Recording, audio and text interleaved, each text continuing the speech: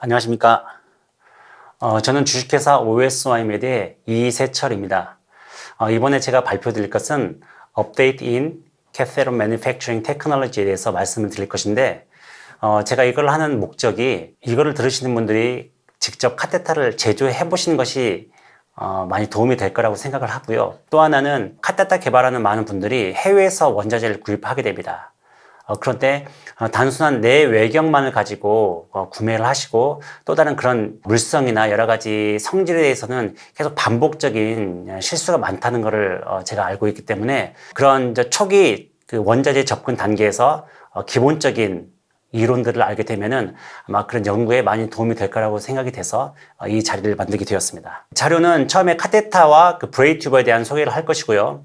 두 번째는 이제 디자인과 어떻게 만들 것인가에 대한 것과 이제 세 번째는 펑셔널 카테터에 대한 설명을 드리고 마무리를 하도록 하겠습니다. 먼저 인트로덕션입니다. 이 슬라이드에서 보시는 것처럼 국내에서의 이 카테타 기술은 그리고 이제 카테타들이 국내에서 사용되는 빈도수는 상당히 우위에 있다고 판단이 됩니다. 뭐 비혈관이나 아니면 또 다른 이제 장기에 사용되는 카테타보다도 이 심장과 이 뇌혈관에 사용되는 카테타는 이제 기술적으로나 응용 면에서 굉장히 높은 순위에 있는데, 이제 문제는 이런 카테타들이 국내에서 제조, 거기에 기반이 되는 것이 브레이드 튜브라는 것인데, 이 브레이드 튜브에 대한 이제 기본적인 연구가 굉장히 국내에서는 그렇게 많이 이루어지지 않았기 때문에 이 부분 좀 아쉬움이라고 할 수 있겠습니다. 그래서 저는 이런 이제 카테타에 대한 연구를 한 10여 년간 진행을 해왔고, 제가 이제 이때까지 진행을 하면서 카테타에 대한 몇 가지 성질을 이걸 사용하시는 선생님들이나 아니면 엔지니어들한테 듣고 이제 정리를 해봤는데, 이 카테타는 먼저 시술 중 꺾임이 없어야 된다. 뭐 당연한 성질이겠죠. 즉 이제 카테타 유연성이 필요하다는 것이 원천적인 카테타의 중요한 성질이 되겠고, 두 번째는 굴곡진 곳에서 직경이 유지되어야 된다. 굴곡이 심한 혈관에서 카테타의 내경이 줄어든다면 그건 카테타의 역할을 제대로 할 수 없을 거라고 생각이 됩니다. 세 번째는 내경이 커져야 카테타 시술이 용이하다. 즉 라지 보어라는 이제 개념이 등장을 하게 되는데, 뭐 카테타는 그 성질 자체가 내경에서 카테타 내부에서 어떤 일들이 일어나야 되기 때문에 가능한 한 내경 직경이 큰 것이 장점이 많이 있다라고 판단이 됩니다. 마지막으로는 이제 굴곡진 것에서 카테타 진입성이 좋지 못하다라는 이제 그런 의견들이 많으신데, 이거는 이제 여러 가지 이유가 있겠지만 그 중에 하나가 또 세그멘트에 관한 문제가 있습니다. 그래서 이 네 가지가 카테타를 이루는 어떤 중요한 성질과 개발하는 어떤 포인트가 될 거라고 생각을 합니다. 그러면 이제 이러한 성질들을 구현하기 위해서 어떠한 기술들이 적용이 되어야 되냐라는 것인데, 이제 라지보, 즉 내경을 크게 만들면 됩니다. 이거는 이제 그 상대적인 것인데, 외경은 일정하게 유지를 하면서 내경을 크게 만드는 그런 기술이 필요하게 됩니다. 그거는 거기에 이제 들어가는 원자재들에 대한 스펙에 대한 문제가 좀 있을 것이고요. 유연성과 수능성이 최적화가 되어야 됩니다. 이것도 마찬가지로 원자재, 그 다음에 각 들어가는 파트들의 조합 성능에 어떤 과 연관이 있다라고 이제 판단이 되고, 카테타의 진입성은 이제 앞서 말씀드렸던 것처럼 세그멘트 또한 이제 여기에 중요한 요소로 포함이 됩니다. 그 다음, 체내에서 안정적인 시술이 되기 위해서 이제 친손 코팅은 당연히 중요한 요소라고 아마 판단을 하실 거라고 생각을 합니다. 이제 이런 네 가지 기술들이 적절하게 적용이 되면서 이제 우수한 카테타가 만들어질 거라고 생각을 합니다. 그럼 이제 이러한 기본적인 카테타의 성질을 가지고 한번 디자인을 한번 해보겠습니다.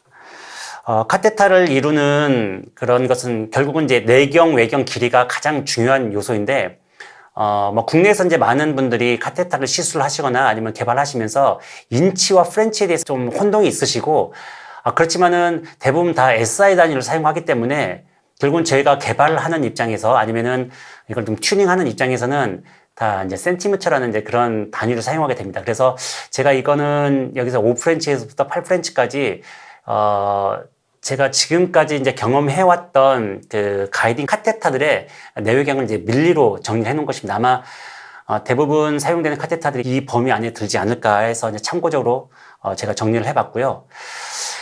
이제 카테타를 제조하는 데 있어서 가장 중요한 이제 그림이 제가 지금 나타낸 이 그림이라고 저는 판단을 하는데, 저는 이 그림을 위해서 약 한 10여 년 동안 개발을 해왔습니다. 연구를 해왔고요.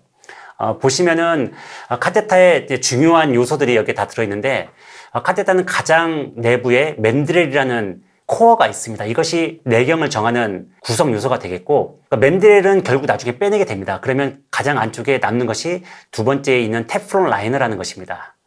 테플론 라이너가 되어야만 이제 카테타 안에 뭐 스텐트라든지 약물이 유연하게 왔다 갔다 할 수 있는 그런 기능을 부여하게 되는 것이고, 테플론 라이너는 말 그대로 테플론입니다. 되게 물성도 약하고, 그 다음에 취성도 약하고, 그런 성질을 가지고 있는데, 그 위에 이제 브레이드 와이어와 이제 그림에서 보시는 것처럼 아웃자켓이라는 고분자로 적층을 해주면서 이 테플론, 내경을 갖는 테플론이 이제 드디어 카테타가 되게 되는 상황이 됩니다. 그래서 이 라이너와 브레이딩 와이어, 아웃자켓 이 세 가지가 카테타의 가장 중요한 요소가 될 것이고, 이제 이런 것이 빵을 비유하자면 구워야 됩니다. 이제 굽는다는 얘기가 아웃자켓이 녹아지면서 테플론 라이너 쪽으로 이 뭉쳐지게 해야 되는데, 이제 그러기 위해서는 그 그림 B번에 보시는 것처럼 리플로잉이라는 기술이 들어가게 되어 있습니다. 리플로잉이라는 것은 이제 리플로우, 즉 역으로 흐른다라는 얘기인데, 아웃자켓에 있는 딱딱한 튜브가 녹으면서 안쪽으로 들어가면서 카테타의 외경을 만들고 형태를 만든다라는 그런 의미로 보시면 될 것 같습니다. 그래서 이제 리플로잉이라는 공정을 거치고 이제 거기서 맨드렐을 빼내면은 C에서 보시는 것처럼 그런 카테타의 기본적인 구조가 만들어진다고 보시면 되겠습니다. 그리고 이 리플로잉 하는 과정에서 FEP라는 열수축 튜브가 사용이 되는데, 이거는 나중에 제거하게 되는 것이고요. 그러면 이제 지금 제가 앞에서 말씀드렸던 이제 뭐 맨드렐부터 해서 테플론 라이너, 브레이딩 와이어, 아웃자켓, FEP 이 5가지만 있으면 이제 이거를 들으시는 모든 분들도 카테타를 직접 만들어 보실 수 있을 텐데, 뭐 어렵지 않습니다. 네. hit건 하나와 이제 이 5가지 원자재만 있으면 쉽게 만드실 수 있을 것이고, 가장 이제 안쪽에 들어가는 맨드렐 먼저, 간략하게 그 기술적인 부분을 좀 소개를 드리겠습니다. 맨드렐은, 이제 제가 판단하기로는 이제 제가 지금까지 봐왔던 거로는 약간 3가지 정도의 맨드렐이 있는데, 내경이 그 첫 번째 그림에서 보시는 것처럼 일정합니다. 그러니까 두 번째 맨드렐은 단이 지어 있으나, 즉 맨드렐이 이루는 것이 이제 내경을 이루는 것인데, 내경에 변화가 있다라는 것이죠. 그리고 이제 세 번째는 여기 그림에는 표시는 안 되어 있지만 이런 단이 지어 있는 게 아니고, 지금은 이제 기술이 많이 발전되어서 이제 유연한 그 단인지게 하는 것이 아닌 유연하게 만드는 것들이 있는데, 뭐 그거는 이 단이 지은 두 번째 것과 유사하기 때문에 그거는 생략을 했고, 이렇게 그 일직선의 맨드렐을 사용할 것이냐, 아니면 단이 지어 있는 맨드렐을 사용할 것이냐에 따라서 그 카테타의 내경을 결정지을 수가 있고, 필요로 하는 이제 카테타의 물성을 여기에 구현을 할 수 있게 되는 것입니다. 이제 이런 카테타의 맨드렐은 사실 오래 전부터 그 이제 스테인레스라는 것이 사용이 되어 왔는데, 최근에 그러니까 실버 코티드 코퍼라는 맨드렐이 새로 몇 개 회사에서 개발이 되어서 사용이 되고 있습니다. 이건 뭐냐면 결국 맨드렐이라는 것은 나중에 빼내고 거기 바로 바깥에 있는 라이너가 내경을 이루게 되는데, 이 맨드렐 자체가 구리로 되어 있습니다. 구리로 되어 있고 그 바깥쪽에 아주 얇은 한 5마이크론에서 10마이크론 정도의 은을 입혀놓습니다. 그리고 그 위에다가 테플론을 직접 녹여서 이렇게 얇게 붙여놓습니다. 즉 라이너를 직접 붙여놓게 되는 거죠. 그리고 나서 이제 카테타를 이제 앞에서 말씀드렸던 것처럼 이제 조립을 하게 됩니다. 그런 다음에 이 맨드렐을 양 끝에를 잡고 늘리게 됩니다. 그러면 이게 구리 성분으로 되어 있기 때문에 맨드렐이 연신이 되면서 나중에 쉽게 빼낼 수가 있습니다. 이제 앞에서 말씀드렸던 스테인리스는 이제 이거를 빼내려면 굉장히 힘들게 빼내야 되는 단점이 있는데, 이거는 카테타를 생산하시는 분들한테는 굉장히 노역에 가까운 그런 프로세스인데, 구리 맨드렐이 생기면서 카테타의 패러다임이 바뀌었다라고 말씀을 드릴 수가 있고요. 이 기술은 근데 아직까지 대중화돼서 사용되지 못하는 것이 이제 가격이 워낙 기존에 있는 맨드렐 테크닉보다는 높기 때문에, 현재는 뭐 마이크로 카테타나 아니면은 고가의 그런 뭐 뉴로나 이런 카테타에 이런 구리로 된 맨드렐이 적용이 되고 있습니다. 이 구리로 사용한다면은 카테타의 내부를 자재자주 아주 여러 가지 모양으로도 만들 수 있는 그런 장점이 있습니다. 자, 이런 이제 맨드렐을 가지고 이제 바깥쪽에다가 씌우는 것이 테플론 라이너라고 말씀드렸는데, 이제 테플론 라이너는 사실은 이제 국내에서는 이걸 만들지 못하고 해외에서도 전 세계적으로 약간 서너 개 업체에서만 만들 수 있는 굉장히 특별한 기술입니다. 뭐 테플론 자체에 만들어지는 것도 쉽진 않지만 에칭이라는 공정을 거쳐야 되는데, 이 그림에서 보시면 그 위쪽에 테플론 그림은 약간 우유 빛깔이고 아래 테플론은 약간 커피 색깔의 그림을 보실 수가 있습니다. 테플론은 원래 위의 그림처럼 약간 우유빛을 가지고 있습니다. 하지만 에칭을 하면서 커피색으로 변하게 되고, 이제 이 커피색으로 변하면서 이제 표면을 뭐 쌤 같은 걸 찍어보면은, 미세한 그 요철과 함께, 그 다음에 이제 표면이 활성화가 되어 있습니다. 그 어떤 그 작용기들이 많아서 아웃자켓이 붙었을 때 떨어지지 않는 그런 기능을 부여해 줍니다. 만약에 이 에칭을 하지 않는다면 이거는 카테타가 될 수가 없고, 나중에 그 라이너가 이렇게 빨대 두 개를 꽂아놨다가 뽑아내는 것처럼 이렇게 뽑아지는 현상이 나타나지 않을까. 그래서 이 에칭이라는 것은 굉장히 카테타에서 중요한 기술이고, 국내에서는 아직까지 시도된 바는 없습니다. 언젠가는 누군가가 해야 될 거라고 저는 생각을 합니다. 그래서 이제 에칭도 이제 정도가 있는데, 에칭을 과하게도 할 수 있고, 또 약하게도 할 수가 있습니다. 이제 과하게 하게 되면은 그 접착력은 강해지는데, 색깔이 갈색으로 변하는 그런 브라우니한 그런 성격이 굉장히 강해져서 이제 트랜스페런스한 카테타를 원하시는 분들한테는 좀 어울리진 않습니다.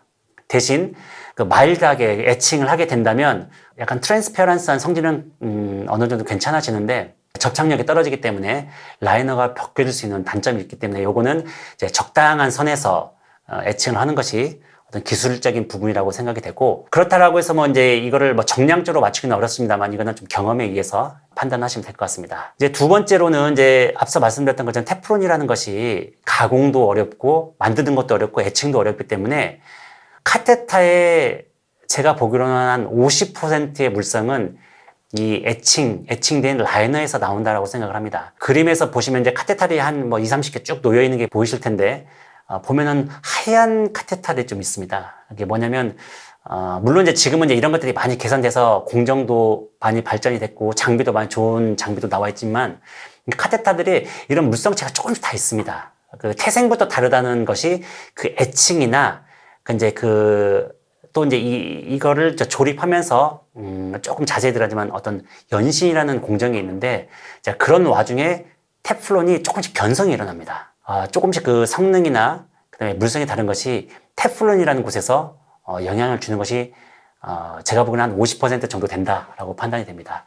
그래서 이제 그 현미경 사진 보시면 아시겠지만 이 구워지는 과정에서 적절하게 구워진다면은 내경 그 안에 그 테플론 내경이 부들부들한 그런 형태가 될 텐데, 만약에 이것이 에칭이 덜 돼서 약간 이격이 발생을 하거나 아니면은 그러니까 소위 이제 저희가 말할 때 잘 구워지지 않는 그런 현상이 발생할 때 라이너들이 변형을 일으키거나 아니면 벗겨진 현상이 일어납니다. 그리고 스크래치가 생깁니다. 그래서 이제 이런 것들은 아마도 이제 제가 판단하기로는 카테타에 만드는 분들의 어떤 노하우에 가깝지 않을까. 사실 저도 이제 지금까지 올해 카테타를 만들었습니다만 이거를 100% 해결하기는 아직까지는 좀 어려운 상황이고요. 계속해서 이 부분은 튜닝을 해 나가고 계속해서 안정화를 시켜 나갈 예정입니다. 그러면 이제 지금 맨드렐과 라이너를 말씀을 드렸습니다. 이제 그 두 개가 이제 머릿속으로 한번 그려보시면은 이제 두 개 층 위에 이제 브레이드 와이어를 이제 쌓아 가야 됩니다. 브레이드 와이어는 이제 아시는 것처럼 강강술래를 생각하시면 됩니다. 16가닥이나 8가닥 아니면 4가닥. 이제 더 많게는 32가닥도 있고, 그러니까 사진법의 그 숫자대로 배수가 되면서 이제 브레이딩을 할 수 있는 그 조건이 되는데, 브레이딩이 됨으로써 이제 카테타 이제 물성이나 이제 안정화도가 더 늘어나게 되는데, 이제 정의를 하자면은 꺾인 방지가 가장 크고요. 두 번째는 레인포스팅입니다. 강도. 그러니까 강도보다는 좀 안전성이라고 좀 말씀드려도 좋을 텐데, 이 두 가지로 해서 브레이딩을 하게 됩니다. 이제 브레이딩은 이제 플랫 와이어와 라운드 와이어 이 두 가지를 이용해서 현재 진행이 되고 있고, 한 5년 전쯤에는 이제 더블 라운드 와이어라는 그런 테크닉이 아마 제가 알기로는 일본에서 개발이 돼서 적용이 된 바가 있는데, 이제 먼저 플랫 와이어는 말 그대로 그 브레이딩 하는 와이어가 플랫 형태입니다. 네모입니다. 단면을 잘라보면은 네모 형태인데, 저희가 가장 쉽게 보실 수 있는 것이 가이딩 카테타와 이제 마이크로 카테타에서 보실 수 있습니다. 가이딩 카테타는 브레이딩 와이어 thickness가 약 한 25 마이크론 정도 되고요. 마이크로 카테타는 그 thickness가 15 마이크론 정도 됩니다. 이거는 전 세계적으로 아마 대부분의 이제 이러한 와이어, 이 25 마이크론과 15 마이크론의 와이어를 이용하는 걸로 지금 파악이 되고 있고, 특수하게 또 만드는 이제 와이어들이 있는데, 뭐 그거는 뭐 가격이 비싸서 시장에 아마 나가기 쉽지 않을 거라고 봅니다.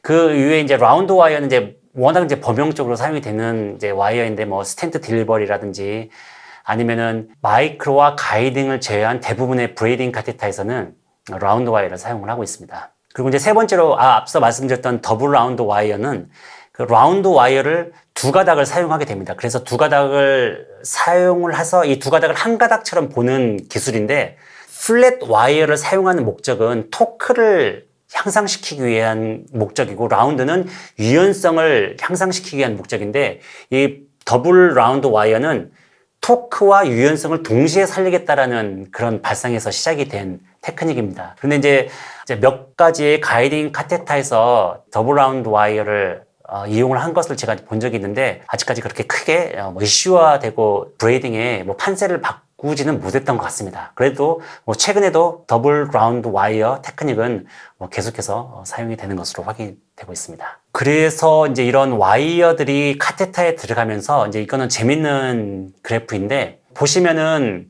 이제 카테타에서 각각 요소들만 가지고 물성을 측정한 것입니다. 처음에는 라이너만 가지고 측정을 하고, 그 라이너와 페박스라는 이제 고분자를 가지고 이제 인장 강도를 이제 측정을 해봤는데, 여기에 브레이딩 와이어가 들어가면서 이제 있던 걔네들이 가지고 있는 고분자의 물성이 없어지고, 이제 카테타의 이제 그림에서 보시는 것처럼 그 첫 번째 변곡점을 지나서 갑자기 이제 위로 확 올라가는 것이 이제 와이어들이 끊어지는 이 강도입니다. 물론 이제 카테타에서는 앞서 말씀드렸던 첫 번째 변곡점이 사실 중요한 포인트이긴 합니다. 그렇긴 하지만은 카테타는 몸에서 절대 끊어지면 안 되기 때문에 이 브레이딩 와이어를 집어 넣음으로써 안전성, 혹시라도 이제 늘어지는 한이 있더라도 끊어지지는 말아야 된다 하기 때문에 이제 브레이딩 와이어를 또 넣는 부분도 있습니다. 그래프는 아마 자세하게 보시면 아마 재미있는 현상을 알 수 있을 거라고 생각이 됩니다. 그래서 이제 저희는 이제 앞서 말씀드렸던 것처럼 맨드렐, 그 다음에 라이너, 브레이딩 와이어까지 했습니다. 이제 이 바깥쪽으로 아웃 자켓을 씌워야 되는데, 아웃 자켓 같은 경우는 제가 카테타에서 가장 많이 사용되는 것이 이제 페박스와 폴리우레탄, 이제 PU라고 얘기를 하겠습니다. 이 두 가지가 가장 많이 사용이 되는데, 이 그림에서 보시면 아시겠지만 PU하고 페박스하고 비슷한 것이 있습니다. 보시는 것처럼 어레이가 되어 있는 부분과 그다음에 랜덤하게 되어 있는 부분들이 서로 연결이 되어 있습니다. 페박스도 마찬가지고 PU도 마찬가지고인데, 이 페박스와 PU가 FDA 승인을 받고 가장 많이 사용되는 이유가 이제 바로 이 이유 때문입니다. 그립에서 페박스나 PU 모두 이 어레이 되어 있는 부분을 이제 딱딱한 부분, 하드 세그먼트라고 얘기를 하겠습니다. 그리고 랜덤으로 되어 있는 부분은 소프트 세그먼트라고 제가 얘기를 한다면, 이 하드 세그먼트와 소프트 세그먼트의 비율을 변경을 하면서 이 고분자의 강도를 정할 수가 있습니다. 일반적으로 PVC가 많이 사용이 되고 있습니다만, 체내에서의 이식용으로 사용되지 못한 이유가, 유연하게 만들려면 가소제라는 걸 집어넣어야 됩니다. 그 가소제라는 것이 이제 케미칼이기 때문에 양에 따라서 독성도 있고 좀 위험한 상황이 되는데, 페박스나 PU 같은 경우는 아주 부드러움과 아주 딱딱한 거를 저런 구조를 조금 변경시킴으로써 만들 수가 있기 때문에, 허가를 받을 때 페박스라는 한 종류의 코드가 있습니다.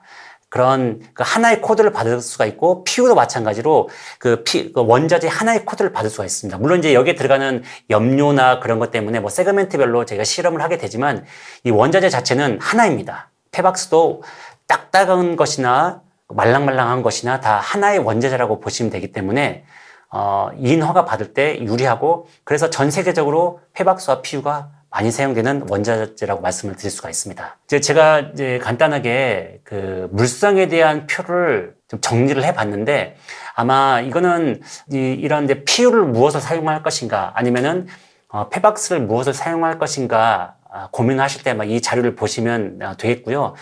여기서 좀 참고하실 부분이, 저희가 최근에 페박스라는 것을 많이 사용하게 되는데, 페박스 70무디와 22D라는 것을 아마 핸들링을 해보신 분들은 아마 아실 겁니다. 그렇지만 72D가 딱딱하고 25D가 말랑말랑합니다. 그런데 그것이 어떤 비례적으로 내려가는 것이 아니고 저희가 폐박스에서 얘기하는 아니면 폴리우레탄스 얘기는 뭐 72D, 뭐 80A 이런 것들은 강도에 관한 것이 아니고 경도에 관한 것입니다. 즉 딱딱함에 관한 것이지 저희가 보통 강도라고 한다면은 끊어지는 강도, 파괴되는 강도를 얘기를 하는 거거든요. 폐박스는 이제 이 표에서 보시는 것처럼 72에서 55까지는 강도가 같습니다. 그렇지만 경도는 이제 말랑말랑해지긴 하지만 파괴되는 강도가 같기 때문에 저희가 어떤 카테타를 설계를 하실 때 72D는 강하고 55D는 이제 중간이고 22는 약하다.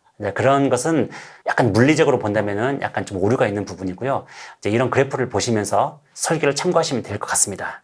그래서 이제 아웃자켓은 이제 앞서 보셨던 그림으로 다시 돌아왔는데, 라이너, 브레이딩 와이어, 그 다음에 아웃자켓 이 세 가지가 조합이 되면서 이제 마지막으로 FEP라는 것이 이제 컨센트릭하게 열수축을 하면서 카테타가 만들어지는데, 이 FEP라는 것은 테플론 계열입니다.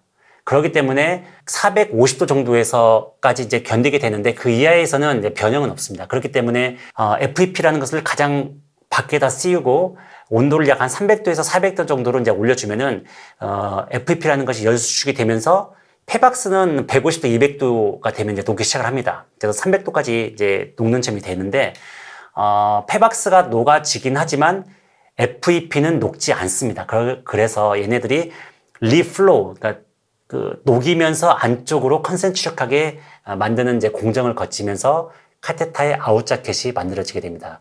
사실 이제 이 리플로우 공정을 알게 된다면 저희가 굉장히 많은 이제 카테타 부분에서 굉장히 많은 걸 할 수 있습니다. 예를 든다면 어떤 자기가 붙이고 싶은 카테타 두 개가 있는데 엔드 투 엔드로 붙일 때도 이 리플로우라는 기술을 사용할 수가 있고 아니면은 어떤 쉐이핑 할 때도 이 리플로우를 사용할 수가 있고 그다음에 어떤 카테타 외벽을 요새 래피드 익스체인지가 많이 사용이 되는데 래피드 익스체인지에서 어떤 단을 만들 때도 리플로우 기술을 사용하게 된다면은 좀 쉽게 개발 단계에서 진행을 할 수 있지 않을까 그런 생각이 듭니다. 그렇게 해서 이제 만들어진 것이 이제 그림에서 보시는 카테타들이고요. 어떤 것은 맑기도 하고 어떤 것은 약간 커피색이 있고 그다음에 어떤 것은 플랫 와이어고 어떤 것은 라운드 와이어고 이제 이런 것들이 이제 앞에서 설명드렸던 컴포넌트들의 그 조합에 의해서 이것이 병행된다는 것을 아마 확인하실 수 있을 걸로 판단이 됩니다. 그러면 이제 이상으로 제가 일반적인 카테타에 대한 것은 접고 펑셔널 카테타, 기능성 카테타에 대한 것을 잠깐 말씀드리고 마무리를 하겠습니다. 기능성 카테타 제가 말씀드릴 것은 스테어러블 카테타입니다. 최근에 EP 카테타나 아니면은 척추에도 많이 사용이 되고 탑이나 여러 가지 심혈관 시술에서도 스테어러블 카테타가 많이 적용이 되는데 앞에서 말씀드린 걸 가지고 제가 이렇게 만든다라고 말씀드리면 아마 지금 잘 설명 들으신 분들은 쉽게 이해하실 거라고 생각합니다. 이제 이거는 어느 논문에 발표된 것인데 스테어러블 카테타는 카테타 끝팁에서 전기나 자기나 아니 열에 의해서 이렇게 휘어지는 이제 그런 메커니즘이 하나가 있고 또 하나는 어떤 선이나 어떤 또 다른 매개체를 이용해서 물리적으로 카테타 끝을 쉐입시키는 것입니다. 제가 말씀드릴 건 이제 두 번째인 거고요. 이제 이 그림을 보시면은 아마 앞서 말씀드렸던 내용과 좀 결부를 시킨다면 금방 이해하실 거라고 생각이 됩니다. 라이너가 있고요. 맨드렐과 라이너와 브레이딩 와이어가 있고 그 사이에 아주 가느다란 미세한 튜브를 넣어주게 됩니다. 이제 저희가 사용하는 튜브는 테플론, 아웃자켓보다는 이제 열 변형이 없는 테플론이나 PI 튜브를 넣어주게 됩니다. 그래서 리플로우를 하게 된다면은 오른쪽 그림에서 보시는 것처럼 양쪽 카테타의 내벽에 터널이 있는 이런 구조를 만들 수가 있고, 이런 구조에서 카테타의 스티어링을 할 수 있는 이제 그림에서 보시는 링과 와이어를 연결하게 된다면은, 아래 그림에서 보시는 것처럼 스티어러블 카테타를 만들 수가 있습니다. 사실 이제 이거를 설명하려면은 이제 꽤 많은 중간 단계가 있는데, 이번 시간에는 간단하게 이런 만들어지는 원리만 설명을 드리겠습니다. 이제 이 슬라이드에서 보시면은 아마, 스테어러블 카테타의 내부가 저렇게 생겼구나라는 걸 아마 확인하실 수 있을 것이고, 지금 뭐 최근에는 두 가지 약물을 동시에 샷해서 어떤 글루를 만든다든지 여러 가지 기능성 카테터가 나오는데, 저희가 이제 테스트를 해보니 그림에서 보신 것처럼 그 카테터 내부에 그 더블 루멘이지만 스티어링이 가능한 뭐 그런 구조도 만들어지는 걸로 제가 확인했습니다. 뭐 이런 부분은 아직 저희가 상용화되지는 않은데 저희도 계속해서 지금 연구를 진행을 하고 있습니다. 스티어링 카테터의 가장 꽃이라고 할 수 있다고 얘기를 하면 EP 카테터가 될 것입니다. EP 카테터는 한 10여 년 전부터 그 스티어링 기능이 적용이 돼서 이제 지금 계속 발전이 되어 왔고요. EP 카테터 그 내부를 보시면은 뭐 스프링 같은 것도 있고 어떤 주황색의 그런 튜브 같은 것도 있는데, 근데 저런 것이 다 이리게이션 튜브나 아니면 스티어링을 잡아주는 그런 코일, 그다음에 여러 가지 전선이 들어있는 그런 튜브, 이제 이런 구성이 되어 있습니다. 사실 이제 EP 카테터는 사실 할 얘기가 되게 많이 있습니다. 이제 전기적인 것, 물리적인 것, 그다음에 또 세그멘트의 어떤 구조 변화, 이런 것들이 지금까지 만들었던 카테터에서의 어떤 가장 꽃이라고 말을 할 수가 있는 이제 그런 그 모든 기술이 복합되어 있는 것인데, 만약에 기회가 된다면은 다음에 이런 EP 카테터에 대해서 다시 한번 자세하게 설명을 드리도록 하겠습니다. 감사합니다.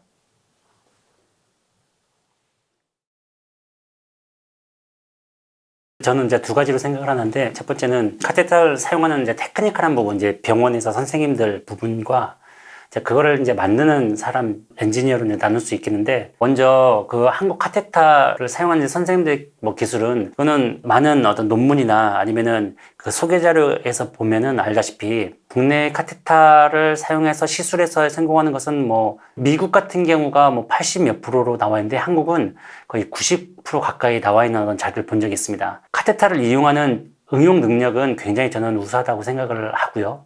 그런데 이제 반면에 그 이제 산업, 그 말씀하셨던 이제 산업적인 부분에서 보면 대부분의 카테터는 현재 외국에서 수입하는 걸로 아마 다들 알고 계시고, 그런데 이제 국내에서 개발은 최근 한 5년 전부터 아마 이루어졌다고 생각을 하는데, 뭐 우선은 이제 그 인프라가 굉장히 낮습니다. 왜냐면 그 카테터를 개발하려면 앞서 말씀드렸던 몇 가지 원자재, 그 다음에 그 가공할 수 있는 기계와 기술이 있어야 되는데, 그런 것이 지금 그 초기 단계라고 저는 판단이 됩니다. 아직 그 국내에서 그 원자재나 그 기계를 만들 수 있는 곳은 아직까지는 없는 상황이고요.